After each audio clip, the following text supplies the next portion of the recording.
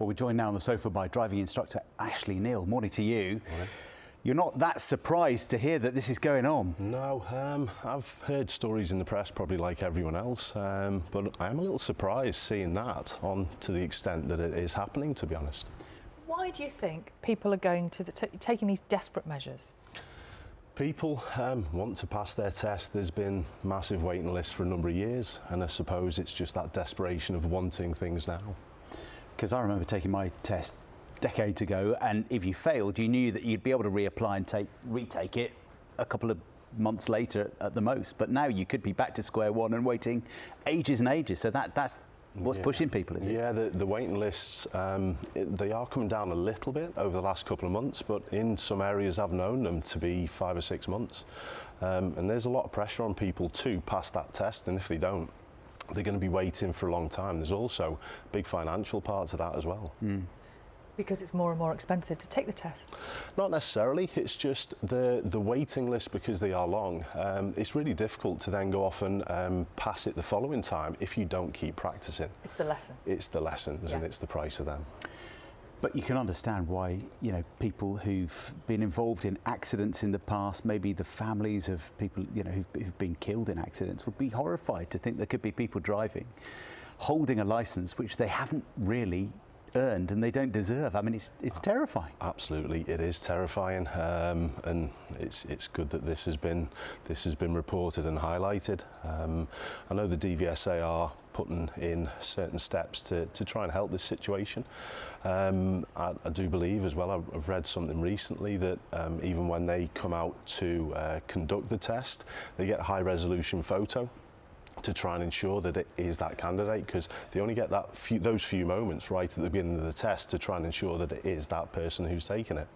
It seems almost unbelievable that people could be taking tests that, you know, a stand-in takes the test. So, you know, you mentioned one way there, but there does seem to be a need for more stringent identity checks. That's right, but I don't know how that would be conducted. I've got no idea on how that could be made better. Like I said, the examiners, this is the practical test that I'm talking about, only have literally a couple of moments to identify that person, and it's difficult. Time pressures? A little bit, yeah, because they've only got a set period of time to conduct that test, so you're right, yeah. Yeah, I mean, Sal was just saying as we watched the pieces there, and some of the footage was from during the pandemic, that one of the issues might have been that people had to wear masks for quite a long time, and that could have, again, hidden people's real identity. Yeah, that's right.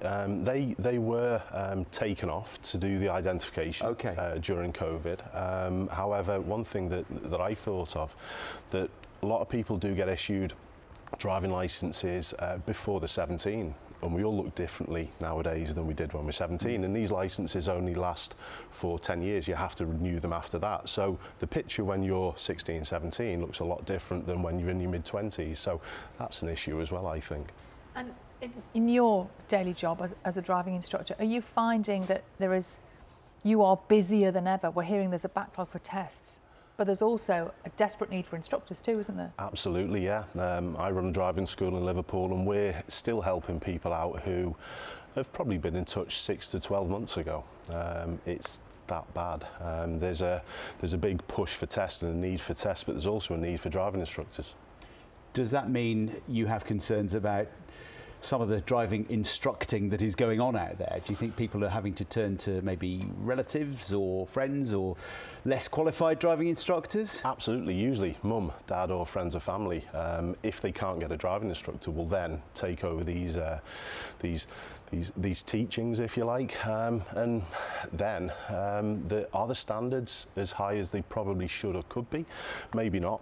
There is a problem with people taking tests and going in for tests too early also, when they're not ready, and this is also added to the problem, because when people fail, obviously, you know, there's still people waiting to come on board, if you like. So people apply for their tests thinking they might have to wait and maybe get it too quickly. Yeah, and also that's a little bit of a put off for the instructors also, because us driving instructors, we get checked ourselves depending on our results. So there's a little bit of a problem when people do apply for these tests, and some of the instructors are then going to go, well, I'm not actually taking it, and that's when they'll probably go to friends or family to actually go off and take them. Okay, Ashley Neal, thank you very much indeed for coming in. It's a really interesting subject, isn't it? If you've been affected at home, we'd love to hear from you this morning. Do get in touch in the usual way. Meanwhile, TikTok and Meta, the company that owns Facebook and Instagram, said that the solicitation of driving licence fraud is not allowed on their platforms, and any content found that violates guidelines will be removed.